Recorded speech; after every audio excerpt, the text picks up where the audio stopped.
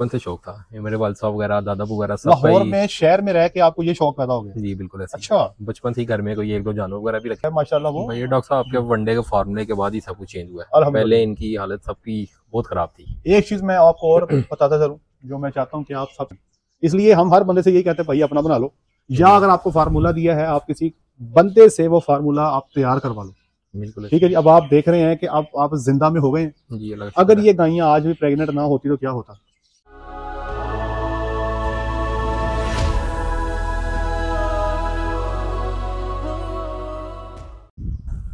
जी बिस्मिल्लाहिर्रहमानिर्रहीम, अस्सलाम वालेकुम रहमतुल्लाहि व बरकातुहू। मेरा नाम है डॉक्टर मोहम्मद मुज़म्मिल हसन। एक नए सेशन के साथ आपकी खिदमत में हाजिर है। तमाम तारीफ़ें अल्लाह पाक के लिए जिसने मुझे आपको पूरी कायनात को बनाया। हमारे साथ मिलकर दुरूद शरीफ पढ़ लें। अल्लाहुम्मा सल्ली अला मुहम्मदिन व अला आलि मुहम्मदिन कमा सल्लैता अला इब्राहीम व अला आलि इब्राहीम इन्नका हमीदुम मजीद। अल्लाहुम्मा बारिक अला मुहम्मदिन व अला आलि मुहम्मदिन कमा बारकता अला इब्राहीम व अला आलि इब्राहीम इन्नका हमीदुम मजीद। जी जनाब, अस्सलाम वालेकुम। सर पहले तो अपना तारुफ करवाइए जरा। मेरा नाम उस्मान अरशद है। इधर हमारा कसूर में फार्म है। वैसे बेसिकली हम लाहौर टाउनशिप में हमारी रिहाइश है। ठीक है। तो इधर हमें 1 साल हुआ हमने काम स्टार्ट किया हुआ है। फिलहाल अभी हम क्रॉस ब्रीड पे ही काम कर रहे हैं। ये कसूर में खड़े हैं? जी हम कसूर में खड़े हैं। कितना अर्सा हो गया काम करते हैं? 1 साल। आपकी एज कितनी है? मेरी है 23। आपकी बेसिक क्वालिफिकेशन क्या है? मैं अभी university of Lahore BS aviation management कर रहा हूँ। 6 सेमेस्टर का ये स्टूडेंट। तो इतना औखा काम है। BSc aviation. जी एविएशन मैनेजमेंट। ये क्या होता है? Bachelor in aviation management sir. ये एयरपोर्ट की फील्ड है। मतलब अगर हमें बाहर जाना हो तो आपसे मुलाकात हो सकती है जी। चलो ठीक हो गया। कितने तुसी ये पैर रख रहे हैं, पढ़े लिखे लोग हैं आप, ये डॉक्टर या आम अल्फाज में कह लें बाबू हैं आप, तो आप कहाँ ये गोबर में फंस गए?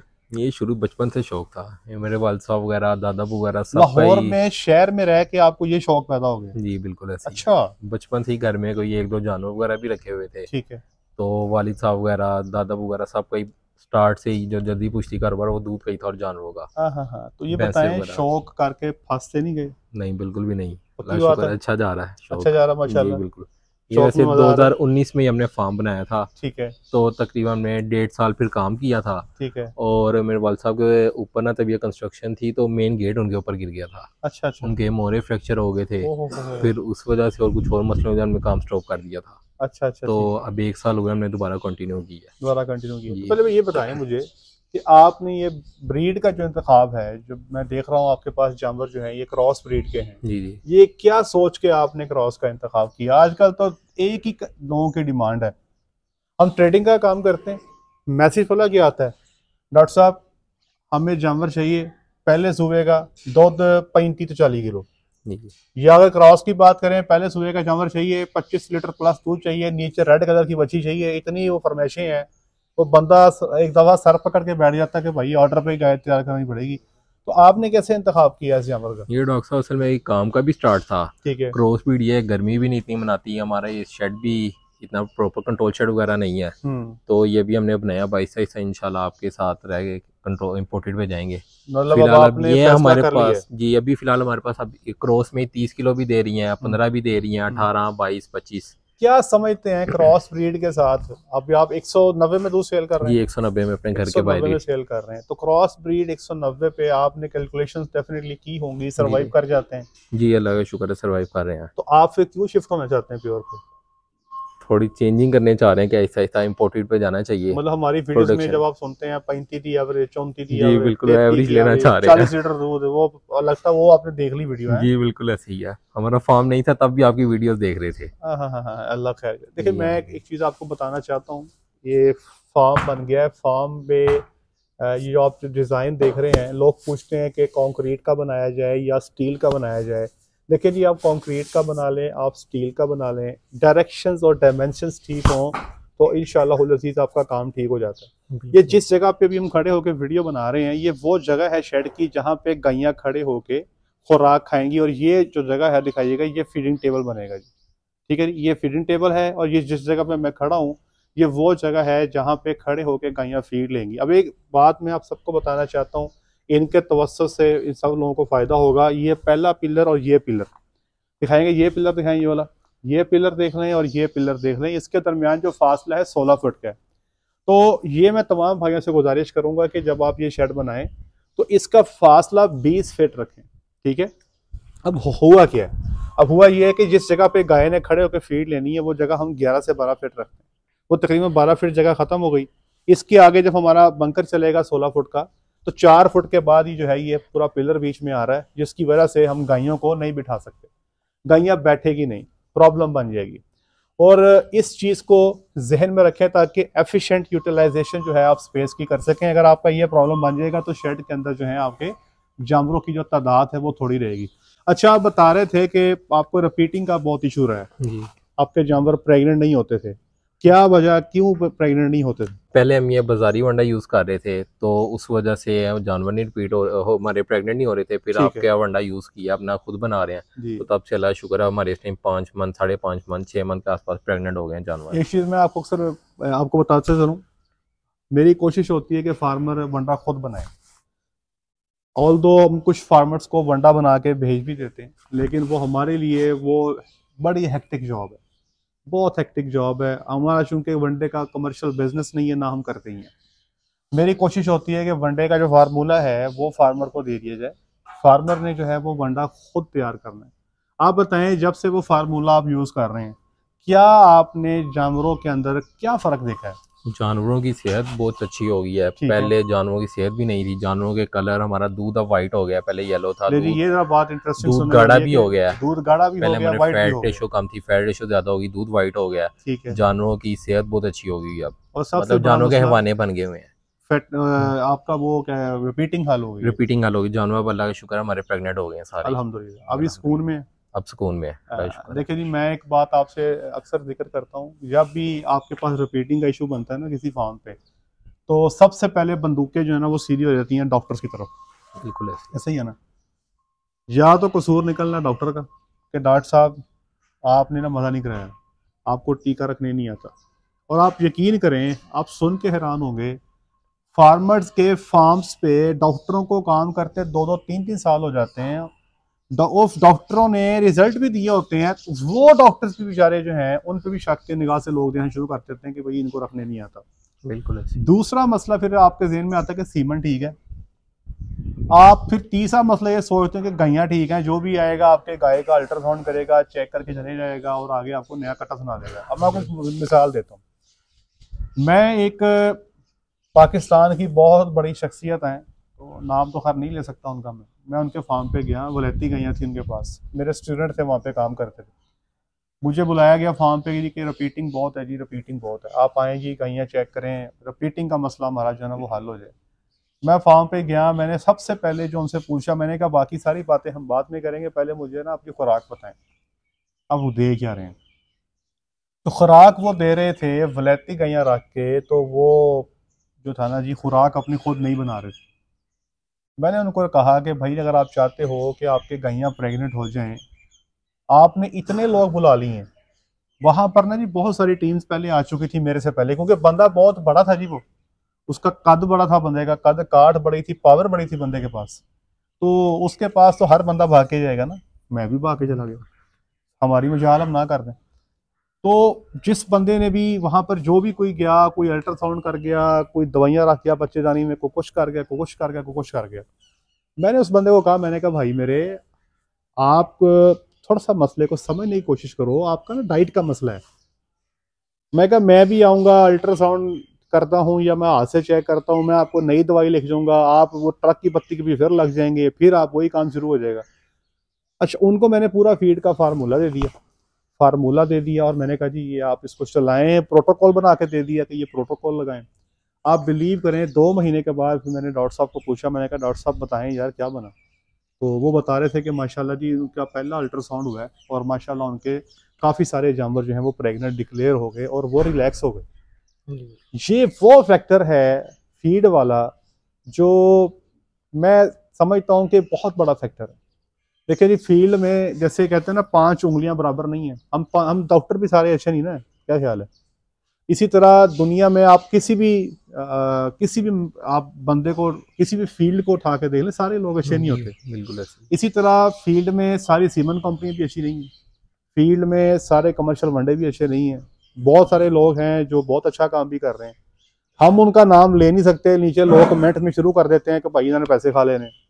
हम तो डरते किसी को रिकमेंड भी नहीं करते। ये अवाम जो है ना मनफी सोच रखती है, जब किसी को रिकमेंड करेंगे नीचे कमेंट आता है डॉक्टर साहब ने फलानी कंपनी से पैसे खा लिए। तो ये नेकी का दौर नहीं है भाईजान। इसलिए हम हर बंदे से यही कहते हैं भाई अपना बना लो, या अगर आपको फार्मूला दिया है आप किसी बंदे से वो फार्मूला आप तैयार करवा लो। बिल्कुल ठीक है जी। अब आप देख रहे हैं कि अब आप जिंदा में हो गए हैं जी। अगर ये गायें आज भी प्रेग्नेंट ना होती तो क्या होता? हमें भाग जाना था, एक बहुत बड़ा नुकसान आपको फेस करना पड़ना था। अब ये माशाल्लाह अल्लाह का शुक्र है, मैं आपके सारे जानवर देख रहा हूँ। अगर आप दिखाते हैं पीछे की दफा, माशाल्लाह सारे जानवरों की सेहत भी ठीक है, इनके बॉडी पे शाइन भी ठीक है, अच्छे जानवर हैं और माशाल्लाह दे आर डूइंग वेल अल्हम्दुलिल्लाह। भी यहाँ पर आया हूँ, मैंने किसी जानवर को देख के ये तो नहीं कहा कि यार इनको मसला है या इसकी सेहत ठीक नहीं है, इनको फड़ लो, ये जांदी पे ही है। मैं खाली इस पे तो हमारी बात ही नहीं हुई। बिल्कुल, क्योंकि आप इसमें जो है माशाल्लाह वो भैया डॉक्टर साहब आपके वनडे के फार्मूले के बाद ही सब कुछ चेंज हुआ है। पहले इनकी हालत सबकी बहुत खराब थी। एक चीज मैं आपको और बताता चलूं, जो मैं चाहता हूं कि आप सबको बताना चाहता हूं मैं, कि अब ये देखें, ये जो बात मैं आपसे कर रहा था, ये धूप आ गई ना अंदर जी। अब आप देख रहे हैं कि ये धूप जो है, अभी आज बारिश का मौसम है और ये धूप यहाँ तक जो है शेड के अंदर आ गई है। बिल्कुल ठीक है, आ गई है ना। और अभी टाइम 10-11 बजे का टाइम है, 11 नहीं बजे जी। ये जब आपका 3 से 4 बजने ना दरदर, तो ये धूप आपकी यहाँ तक आ जानी है। इसलिए भाई मैं आपसे रिक्वेस्ट कर रहा हूँ कि वो जो सामने आपने वो गार्डर लगाया हुआ ना, उस गार्डर से आगे 5 फुट एक्सटेंशन दे दें। ठीक है जी। और नीचे ग्रीन शीट लगा दें। ये इंशाल्लाह जो आपका बंकर बनेगा ना, वो आपका बारिश के पानी से ही बचेगा और वो बंकर जो बनेगा वो आपका धूप से ही बचेगा इंशाल्लाह। जानवर आपका रिलैक्स हो जाएंगे। अब आप अच्छा मुझे ये बताएं, जो छोटा फार्मर, स्मॉल स्केल फार्मर ये कारोबार करना चाहता है, 5 या 10 जानवरों से आप क्या रिकमेंड करते हैं? 5-10 जानवरों से कर लेना चाहिए या नहीं? जी डॉक्टर साहब, हमने भी आज हमें पूरे 1 साल हुआ। पहले हमारी 1 गाय थी, ठीक है। पिछले रमजान में 2 गाय थी हमारे पास, ठीक है। फिर उसके बाद हर महीने 1-1, 2-2 ऐड करके, ठीक है। बड़ी के बाद हम बस इकट्ठी 5 लाए थे। उसके बाद हर मंथ 1-1, 2-2 ऐड किए। हमारे 24 जानवर हैं।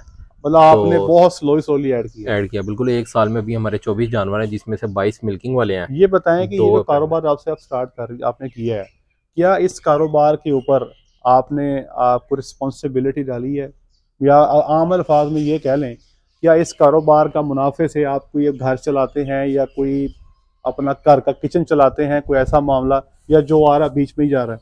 नहीं डॉक्टर साहब, चल रहा है सब कुछ, लेकिन ये बट डेयरी के काम के लिए आपका इधर हर टाइम 24 घंटे मौजूद होना जरूरी है। ठीक है। वो हमारे हिसाब से अगर आप इधर नहीं अवेलेबल तो आपका काम नहीं चलेगा। कितने मुलाजिम रखे हुए आपने? पहले हमारे इधर 2 थे, ठीक है। साथ हम खुद काम करते थे, ठीक है। तो अभी कल हमारे 2 हो रहे हैं। अभी वो भी ये रमजान की वजह से है जी। रमजान की वजह से आपने खुद को रिलैक्स कर लिया, साथ मुलाजिम भी रिलैक्स हो जाएंगे। और अब असल में रमजान के बाद जानवर और लाने हैं, ठीक है। तो इसीलिए फिर अभी कितना दूध है रोज का? अभी फिलहाल तकरीबन अब 2 दिनों से हमारा 8 मन हुआ है। पहले हमारा 9 मन जा रहा था दूध। 350 कर लें जी। 350 लीटर रोज का प्रोड्यूस कर रहे हैं जी। बिल्कुल। और अभी आगे जो नेक्स्ट जानवर आपने डालने हैं वो कौन से डालेंगे? वो अब हम चाह रहे हैं, पहले हमारे थोड़े लो क्रॉस में भी हैं, जैसे 10-12 किलो वाले हैं। अब आगे हम चाह रहे हैं कि जो 24-25 प्लस क्रॉस में हो वही लेकर आए जी। बिल्कुल। आपने मार्केट देखी है 25-24 किलो वाला जानवर जो आप मार्केट से लेके आ रहे हैं, अमूमी तौर पे किस रेट पे आप लेके आ रहे हैं? लास्ट ईयर जो हमने इस साल की बात कर रहा हूँ, इस साल की तकरीबन 6.5 पौने 7 लाख पे जाएगा इस टाइम है। अभी हमने खरीदे भी हैं इतने के, जो हमारे 24-25 दे रहे हैं। बताना चाहता हूँ, ये फार्मर खड़े हैं, रेट भाई है ही। जब हम लोग बात करते हैं ना कि भाई 4 लाख में गाय नहीं मिल रही, 5 लाख में भी 25 लीटर वाला जानवर नहीं मिल रहा, 20 वाला भी नहीं मिलता, तो ये लोग ना जी हमारे ऊपर बंदूकें सीधी कर देते हैं। उनको लगता है पता नहीं हमने रेट बढ़ा के हमें क्या मिलना। भाई रेट बढ़ गया, भाई हर चीज का रेट बढ़ गया। अब 25 लीटर वाला जानवर भाई 6.25-7 लाख से नीचे नहीं मिलता, लोग देते ही नहीं है भाईजान। हमने तो धक्का करके थोड़ी ले लेना है। बिल्कुल ऐसे। अब मैं मिसाल के तौर पे आपके, मुझे कई सारे जानवर यहाँ पसंद आए हैं, मैं आपसे कहूँ मुझे 5 लाख का दे दें, आप देते हैं? बताएं जी, दसो जी। बिल्कुल। हालांकि मैं आपका मेहमान भी हूँ, आप मुझे अच्छी तरह जानते भी हैं, यारी दोस्ती भी है, बड़ा कुछ है, लेकिन फिर भी आप कहेंगे दरअसल नहीं जना करो यार, क्यों जी? मार्केट रेट नहीं है ना जी। बिल्कुल। मतलब हर चीज का एक मार्केट रेट होता है ना। अब ये मार्केट में सिचुएशन ये बन गई है कि हाँ, अगर आपको 15-16 लीटर वाले जानवर चाहिए, वो आपको 4-4.5 लाख में, 4.5 में, 4.25 में मिल जाएंगे। ये इस वक्त सिनेरियो जो है आपका ये चल रहा है। तो अब आगे फ्यूचर में माशाल्लाह आपने पूरा शेड बना लिया है। अभी आपका सिविल का काम होना है, जो अमेंडमेंट्स आपको बताइए ये आप इसमें करेंगे इंशाल्लाह। एक गुजारिश मैंने इनसे की है, मैं आप लोगों को इसे कहूँगा कि जो लोग क्रॉस ब्रीड का काम कर रहे हैं वो बिल्कुल अपना करते जाएं। अगर दूध का आपका रेट अच्छा है, 175 प्लस दूध का रेट है, तो आप क्रॉस ब्रीड की फार्मिंग कर सकते हैं। गुजारिश ये है कि अगर आपका 175 का रेट है प्लस का और आप क्रॉस की फार्मिंग कर रहे हैं, तो साथ में ना को 5 या 10 बच्चियां प्योर की लाके इनके साथ पालें, ठीक है जी।